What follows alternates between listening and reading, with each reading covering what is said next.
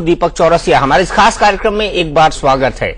स्वामी रामदेव एक बार फिर बड़ा जन आंदोलन खड़ा करने जा रहे हैं और साथ ही साथ 150वीं जयंती जो स्वामी विवेकानंद की होने वाली है, उसके अवसर पर वो उसी जगह से शिकागो से भाषण देंगे जहां से सालों पहले, दशकों पहले स्वामी विवेकानंद ने दुनिया को एक ऐसा संदेश दिया था जो आज तक हर हिंदुस्तानी और हर चिंतक के मन में गूंजता है। क्या है बाबा स्वामी रामदेव के आगे की रणनीति, क्या उनके इरादे हैं, किस तरह से वो नया आंदोलन शुरू करने की कोशिश कर रहे हैं, उन्हीं से सीधे बात करते हैं। मेरे साथ खुद जुड़े हुए हैं स्वामी रामदेव जी। स्वामी रामदेव जी, एक बार मेरे मुंह से निकला बाबा रामदेव, लेकिन मैंने आजकल बाबा कहना बंद कर दिया लोगों को, क्योंकि बाबा बोलता हूं तो मुझे बाबा रे बाबा, फिर आशाराम बापू तक याद आ जाते हैं। ये क्या किया आशाराम बापू ने? दीपक भाई, दरअसल अभी क्योंकि मामला न्यायालय में चला गया है और कानूनी प्रक्रिया से गुजर रहा है, इसलिए इसमें मैं बहुत खुल करके कुछ इसलिए नहीं कह पाऊंगा पक्ष प्रतिपक्ष में। मैं निष्पक्ष रहना चाहता हूं कि कानून और न्याय को अपना काम करने देना चाहिए और दूध का दूध पानी का पानी होना चाहिए। लेकिन इस तरह की जो बातें होती हैं उनसे निश्चित रूप से जो एक इमेज है उसके ऊपर एक बहुत बड़ा लेकिन इस तरह की जो बातें होती हैं उनसे निश्चित रूप से जो एक इमेज है उसके ऊपर एक बहुत बड़ा धक्का लगता है। सबसे बड़ा सवाल, आप हर बात पर बोलने के लिए बेबाकी से जाने जाते हैं, लेकिन आशाराम पर आप लगातार खामोश हैं, ऐसा क्यों? नहीं, मैं खामोश नहीं रहा। मैंने कहा कि आपने गिरफ्तारी के बाद कहा, गिरफ्तारी के पहले जब 15 दिन तक उनका डिस्को डांडिया चलता रहा, सूरत से लेकर अहमदाबाद, अहमदाबाद से इंदौर, इंदौर से मुंबई, मुंबई से भोपाल, भोपाल से फिर इंदौर, इंदौर से जोधपुर जेल। देखो, दूध का जला हुआ छाछ से भी डरता है, ये कहावत आपने सुनी है और मैंने इसको देखा है। आदरणीय जयेंद्र सरस्वती जी के बारे में उनके ऊपर मर्डर का केस लगा, रेप का केस लगा, लेकिन बाद में वो निर्दोष होकर के बाहर निकले और वास्तव में वो शरीफ इंसान है। मैं उनको व्यक्तिगत रूप से भी जानता हूं, सारे देश ने देखा है। तो एक मन में शक सा हो जाता है कि कहीं कोई किसी से षड्यंत्र तो नहीं है। अब जब सारी चीजें सामने आ चुकी हैं तब भी जो है एक बहुत ऊहापोह की स्थिति बनी हुई, लेकिन लगता है बहुत जल्दी ही चीजें साफ साफ हो जाएंगी।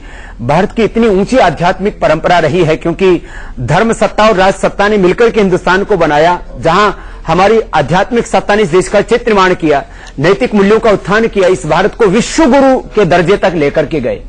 तो कुल मिलाकर के मैं एक बात ये कह सकता हूं कि भारत आज यदि भारत है तो इसमें भारत के गुरुओं की, भारत के साधु संतों फकीरों महात्माओं की बहुत बड़ी भूमिका है। वर्तमान में चाहे देश को आजादी दिलाने का प्रश्न हो या अतीत में राम रावण युद्ध के समय महर्षि विश्वामित्र वशिष्ठ की भूमिका हो, चाहे महाभारत काल में चाहे संदीप ऋषि की, और हम यदि चंद्रगुप्त के समय कहें तो चाणक्य की, हमारे यहां पर छत्रपति शिवाजी के समय समर्थ गुरु रामदास की। तो गुरुओं ने हमेशा अपने सामाजिक, आध्यात्मिक, राजनीतिक धर्मों को पूरी प्रामाणिकता के साथ निभाया। और अब जो वक्त आया है, इस समय जरूर निराशा हो रही है लोगों के मन में और कहीं ना कहीं गहरे प्रश्न चिन्ह लगे हैं। अब ये तो वक्त के साथ ही ये बादल साफ होंगे और तभी हम साफ साफ तस्वीर देख पाएंगे। एक आरोप नहीं है, इससे पहले 2 बच्चे की रहस्यमय स्थितियों में मौत होती है, उसके बाद उन पर कमीशन बैठता है। हर प्रदेश में, हर जिले में जहां पर उनके आश्रम है, सब पर जमीन कब्जे के आरोप हैं जो उन्होंने भक्तों से ली और बाद में लौटा ही नहीं। क्या ये एक संत का आचरण होना चाहिए?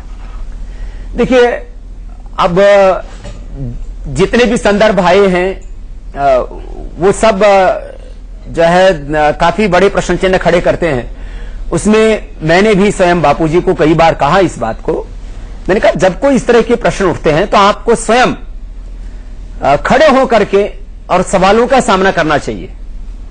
हमारे ऊपर sale tax, income tax, ED, CBI और तमाम तरह के प्रश्न लगाए, लेकिन जो है हमारी दवाओं को लेकर के प्रश्न चिन्ह लगाए। हमने सामने आकर के साफ साफ जो है बेबाकी से अपनी बात की। हमने कहा, यदि मैं गलत हूं तो मुझे चाहे जेल में डालो, चाहे सजाए मौत दे दो, चाहे फांसी पर लटका दो, लेकिन मैं यदि मेरा चरित्र साफ है, मैं बेगुनाह हूं, तो आप मुझे कसूरवार नहीं ठहरा सकते। तो इसी तरह की बातों की उम्मीद हम बापू से भी करते थे, लेकिन जो कुछ हुआ उसमें अब चीजें ठीक नहीं चल रही। दुर्भाग्यपूर्ण ही नहीं, शर्मनाक है। आप मानेंगे इस बात को? अभी तो मैं दुर्भाग्यपूर्ण कहूंगा, और आगे जो है चीजें जब तक साफ नहीं हो जाती, मैं निष्पक्ष रहना चाहता हूं। आप निष्पक्ष रहना चाहते हैं, लेकिन जो तटस्थ है समय लिखेगा उनका भी इतिहास आप जानते हैं स्वामी रामदेव, इस बात को बहुत अच्छी तरह। दीपक भाई, आपने तो मुझे रामलीला मैदान से लेकर के और फिर मेरी देश भर की यात्राओं तक सब जगह देखा है। मैंने हमेशा सच का साथ दिया है, लेकिन कई बार जो है इस तरह का धर्म संकट जैसा पैदा हो जाता है। जब मैंने कहा कि मामला कोर्ट में चल रहा है और कानून अपना काम कर रहा है, तो मुझे इस देश की न्याय और कानून व्यवस्था पर पूरी आस्था है। मुझे लगता है कि दूध का दूध पानी का पानी होगा, और उस लड़की को और इस देश के जो संत परंपरा है उसको भी इंसाफ मिलेगा। संत परंपरा तो सवालों के घेरे में है। कल एक हमारे सज्जन हमारे कार्यक्रम में कह रहे थे कि संत तो रात्रि को ही अपनी शिष्याओं को दीक्षा देते हैं, रात को 11 बजे 11:30 बजे किसी नाबालिग लड़की को अकेले बिना माँ बाप के उसके कुटिया को बुलाना, क्या ये संत परंपरा का संकेत है? आपने भी वेद, उपनिषद, पुराण सबका अध्ययन किया। मैं एक स्पष्ट जवाब जानना चाहूंगा आपसे। संतों की एक आचार संहिता हमारे शास्त्रों में निर्दिष्ट है, और वह वेद, दर्शन, उपनिषदों से लेकर के, स्मृतियों से लेकर के, और एक एक मत पंथ संप्रदाय परंपरा में, जैसे जैन परंपरा है उसमें भी श्वेतांबर दिगंबर है, ऐसी स्वामिनारायण की एक अलग परंपरा है, दशनामियों की एक अलग परंपरा है। हर एक परंपरा में, चाहे वो सनातन धर्मी हो, सनातन धर्मियों में आर्य समाजी हो, फिर जैन बौद्ध हो, सिख परंपरा में हो, चाहे फिर इस्लाम आदि, या जो है उसमें जो फकीर आदि होते हैं, और ईसाइयों के अंदर भी ये माना कि पतन तो सब जगह हुआ है। और क्योंकि जो हिंदू धर्म गुरु हैं उनकी फॉलोइंग बहुत ज्यादा होती है, इसलिए बातें चर्चा में ज्यादा आ जाती हैं। दूसरी तरफ जो है चर्चाओं को दफन कर दिया जाता है, लेकिन प्रश्न चिन्ह सब जगह उठ रहे हैं। आचार संहिता हमारे शास्त्रों में भी है, और जो जो संप्रदाय के आचार्य हैं उनका भी फर्ज है, कर्तव्य है कि उस संप्रदाय में दीक्षित संत, जो संतों की मर्यादा निश्चित की गई है उसमें जी रहे या नहीं, ये उनकी भी जिम्मेदारी, जवाबदेही बनती है। और जो जहां तक नेशनल लेवल पर एक गवर्निंग बॉडी बनाने की बात है, वो प्रश्न हमारे सामने कई बार उठा।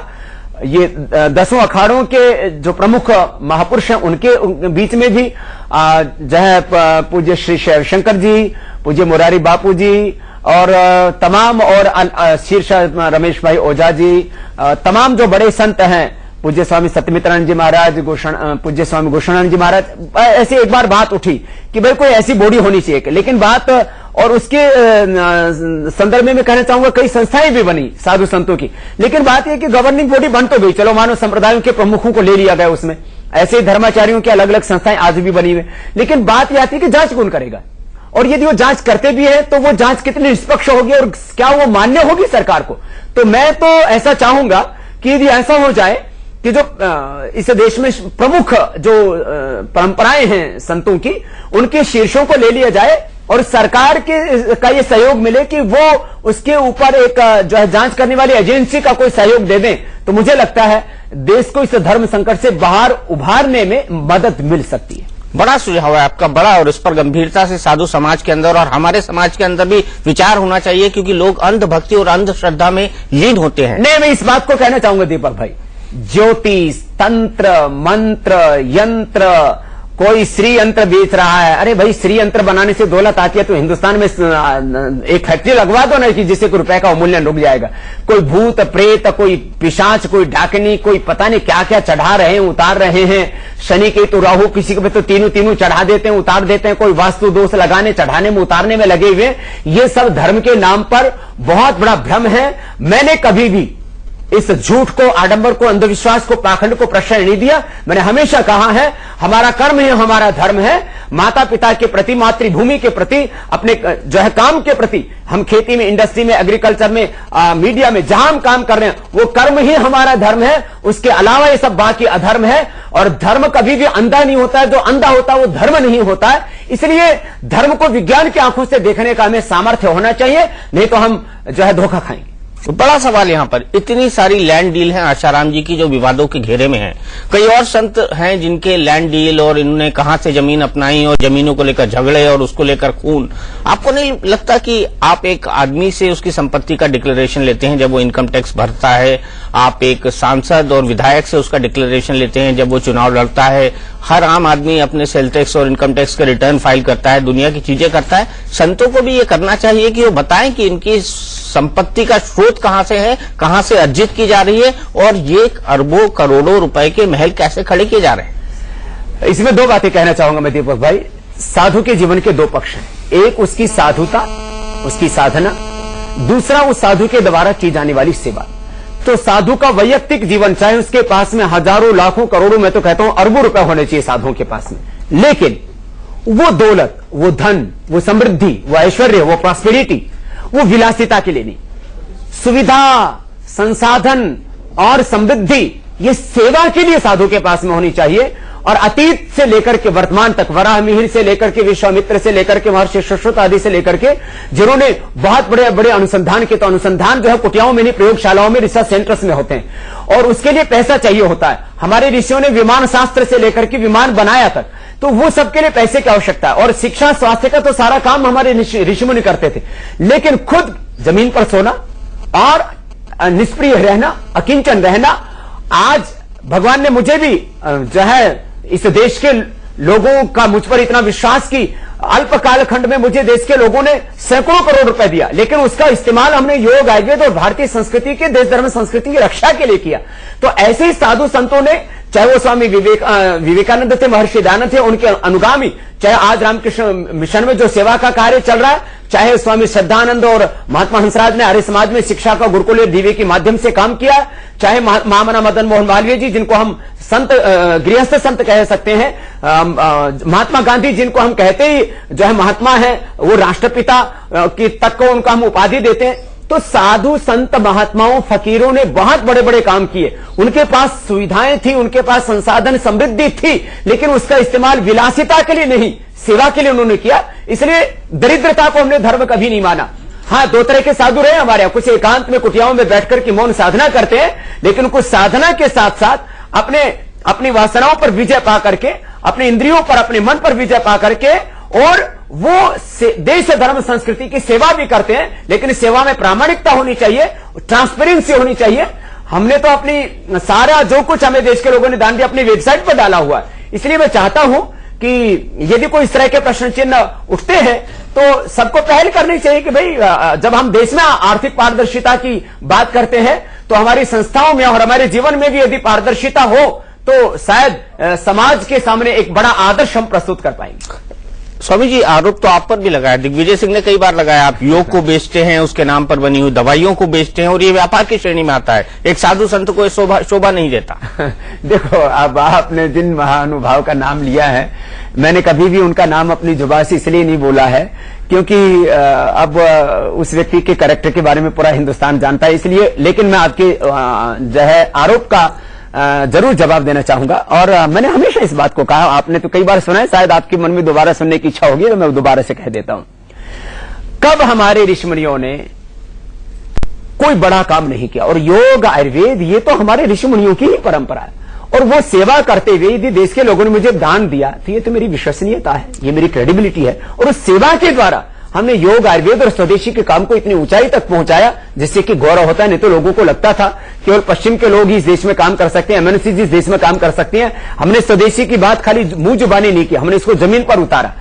और जहां तक प्रश्न जो है ट्रस्ट का है, ट्रस्ट के दान का है, तो sale tax, income tax, ED, CBI सारी जांचें करने के बावजूद भी वो कहीं पर भी जो है हमारे दामन पर दाग नहीं लगा पाए। आपको पता है सरकार के हाथ कितने बड़े होते हैं, लेकिन जो है वो कहीं पर भी हमें गलत साबित नहीं कर पाए। आज सरकार जो है वो अब बैकफुट पर है, और हम आज भी अभी 8 तारीख को जंतर मंतर पर हम व्यवस्था परिवर्तन की रैली कर रहे हैं। फिर पूरे देश में जाऊंगा, जैसे पहले करीब 11 लाख किलोमीटर की यात्रा की मैंने, 11 करोड़ से ज्यादा लोगों की सभाएं की, अब दोबारा जाऊंगा। और ये पूरी 21 जो है जो इसके बिंदु है, ये कांग्रेस के पापों के खिलाफ, कि किस तरह से उन्होंने 1000 सालों में जितना शायद मुगलों ने और अंग्रेजों ने नहीं लूटा होगा, उससे ज्यादा इस खानदान ने लूटा। इसलिए मैं कहता हूं ये खानदानी नेता नहीं, खानदानी लुटेरे हैं। और जब तक ये इस सत्ता से इनका पत्ता साफ नहीं होगा, देश को इंसाफ नहीं मिलेगा। और जब तक ये कुर्सी पर रहेंगे तब तक ये सच भी नहीं सामने आने देंगे। कोयला घोटाले भी करते, ऊपर से फाइलें भी गायब कर देते हैं। तो इनके सारे के सारे पाप हम देश के सामने रखेंगे और देश को इंसाफ दिलाएंगे। तो हमने जो भी विषय उठा, और मैं कहता हूं भाई महात्मा गांधी यदि स्वदेशी का काम करते हैं, उनको राष्ट्रपिता कहते हैं। बाबा यदि स्वदेशी का काम करते हैं, मुझे क्या चाहिए? आप सबको पता है दीपक भाई, मेरे बारे में तो सारी जांचें हो चुकी। बाबा रामदेव के नाम 1 इंच जमीन नहीं, 1 रुपए बैंक बैलेंस का तो प्रश्न ही नहीं, अकाउंट ही नहीं खुला जन्म से लेकर के आज तक। जो मैंने काम किया प्रामाणिकता के साथ काम किया, और आगे भी आज यदि देश के एमएनसीज डरती हैं तो बाबा रामदेव के नाम से काफी कि भाई इसकी क्या रणनीति होगी, यदि इसी तरह से काम चलता रहा तो हमको अपना बोरिया बिस्तर बांध के जाना पड़ेगा। आज इस देश के जो लोग भ्रष्ट बेईमान है, उनको बाबा रामदेव एक खौफ सा लगता है। क्यों?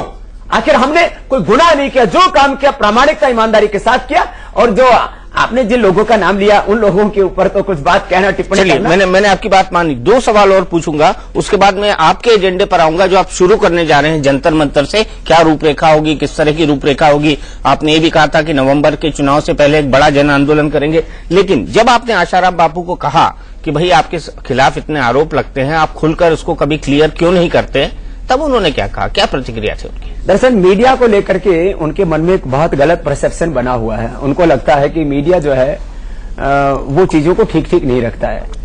तो मैंने उनसे कहा भी इस बारे में कि भाई ऐसा कुछ नहीं है।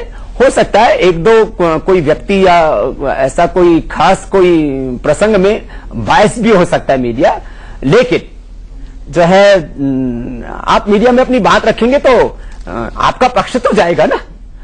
खास कोई प्रसंग में बायस भी हो सकता है मीडिया, लेकिन जो है आप मीडिया में अपनी बात रखेंगे तो आपका पक्ष तो जाएगा ना। लगता है उनको जो है मीडिया से एक फोबिया जैसा है। अब शायद उसको निकलने में शायद वही ज्यादा समझते होंगे कि कितना वक्त लगे। एक आखिरी सवाल, उन पर जिस तरह के आरोप लगे, जिस नेचर के आरोप लगे, एक हिंदुस्तानी के नाते मेरा सर तो शर्म से झुक गया, क्योंकि वो संत कहलाते हैं, अपने आप को आशाराम बापू कहलाते हैं। क्या आपका सर भी शर्म से झुका कि एक संत के खिलाफ, एक जो अपने आप को संत कहता है, कथावाचक कहता है, लीलाएं करता है, उसके खिलाफ इस ढंग के आरोप लगे? आपका सर शर्म से झुका इनको सुनने के बाद? देखिए दीपक भाई, आप वैसे तो क्योंकि मुझसे इतनी बार बात कर चुके हैं और हमेशा आपने बेबाकी से मुझे सुना है, और इस पूरे मुद्दे पर मैं मानता हूं कि जो कुछ हुआ है बहुत शर्मनाक हुआ है। और अभी जब तक कानून और न्याय व्यवस्था अपना पूरा फैसला नहीं देती है, तब तक मैं कुछ कहना जल्दबाजी समझता हूं। इसलिए आपने देखा है कि मैं पक्ष प्रतिपक्ष में न बोल करके मैं निष्पक्ष रहना चाहता हूं और थोड़ा सा इंतजार करना चाहता हूं कि धर्म का पहला लक्षण है कि थोड़ा धीरज रखो। ठीक है, धीरज रखो, लेकिन शर्मनाक मानते हैं आप इसको? नहीं, मैंने कम से कम आरोपों को, जिस तरह के आरोप लगे हैं वो जो है वो बहुत शर्मनाक लगता है। शर्मनाक लगता है। स्वामी जी, क्या आपका ये जो आंदोलन है जिसको आप शुरू करने जा रहे हैं 8 तारीख से जंतर मंतर के बाद, इसके बाद रामलीला जैसा आंदोलन करने की तैयारी भी आपने विधानसभा चुनाव जो होने वाले हैं दिल्ली, राजस्थान, मध्य प्रदेश, छत्तीसगढ़, इससे पहले करके रखी हुई है? हमारे पास ये जानकारी है कम से कम। देखो, रामलीला मैदान में 4-5 लाख लोगों का सैलाब आप दोबारा से देखेंगे। उसका वक्त मैं आपको करीब 1 महीने पहले बता दूंगा करने से पहले। और ये जंतर मंतर का कार्यक्रम है, ये भी महत्वपूर्ण है, लेकिन क्योंकि ये पूरे देश भर में मैं 13 तारीख से जैसे निकल रहा हूं, क्योंकि डेट भी ऐसी आ जाती है अपने आप स्वाभाविक रूप से कि क्योंकि कांग्रेस के पापों की तेरवी करनी है और बहुत नाइंसाफी की है उन्होंने, बहुत जुल्म जातियां इस देश में की है उन्होंने। यहां तक कि चंद्रशेखर, राजगुरु, सुखदेव, भगत सिंह को शहीद तक का दर्जा नहीं देते, उनकी स्मृति में कोई राष्ट्रीय स्मारक तक नहीं बनाया। उन्होंने नेताजी सुभाष चंद्र बोस तक को युद्धापराधी माना है ट्रांसफर ऑफ पावर एग्रीमेंट में। और जिस तरह से चीन हिंदुस्तान की सीमाओं में घुस रहा है, हिंदुस्तान के ऊपर पाकिस्तान जैसा नापाक देश जो है जिस तरह से हरकतें करता है, हमारे सैनिकों की शीश काट करके ले जाता है, माने लगता ही नहीं है कि देश में कोई गवर्नमेंट नाम की चीज, राजनीतिक शून्य पैदा हो गया। महंगाई, बेरोजगारी, गरीबी, रुपए का अवमूल्यन, पूरे विश्व में भारत को जिस प्रामाणिकता के साथ, भारत जैसे महान देश को जिस गरिमा के साथ एक स्वाभिमानी राष्ट्र के रूप में बात करनी चाहिए, ऐसे गौरव और स्वाभिमान के साथ हमारे हिंदुस्तान का प्रधानमंत्री बात भी नहीं कर पाता है। चाहे वो यूएन की बात हो, चाहे वो अमेरिका के साथ बात हो, वर्ल्ड बैंक IMF के साथ में बात हो, माने अंतर्राष्ट्रीय कीमत पर भारत की साख इन्होंने गिरा दी है। रुपए की साख तो गिराई और रुपए के मूल्य पर और वस्तुओं के मूल्य पर इनका कोई नियंत्रण नहीं है। तो अब एक ही उपाय है, सत्ता से इनका पत्ता साफ किया जाए, तभी देश को इंसाफ मिल सकता है। तो उसका शंखनाद तो 8 तारीख को जंतर मंतर से होगा और ये जो है शंखनाद अपने आप में बहुत मायने रखेगा। और इसके बाद में मैं आप ही के प्रदेश, क्योंकि आप वहां से आते हैं मध्य प्रदेश से, नीमच से मैं अपनी यात्रा शुरू करूंगा। मैं नीमच में करीब 13 साल पहले ही गया, 12-13 साल पहले गया था, तो दोबारा वहां से यात्रा शुरू होगी। और मुझे लगता है कि मध्य प्रदेश, छत्तीसगढ़ और राजस्थान और दिल्ली में 99% कांग्रेस कांग्रेस की सरकार नहीं बनेगी।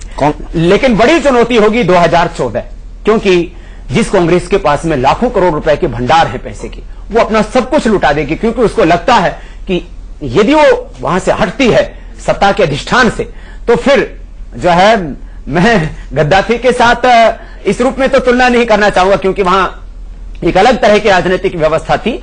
लेकिन जो है, जिस तरह से गद्दाफी जो है, वो जब सत्ता से उसका पत्ता साफ हुआ, तब पता लगा कि पूरे देश की GDP 3-4 लाख करोड़ रुपए की, अकेले के पास में 10 लाख करोड़ तो UK, USA, कनाडा में मिल गया और 1400 टन सोना मिला।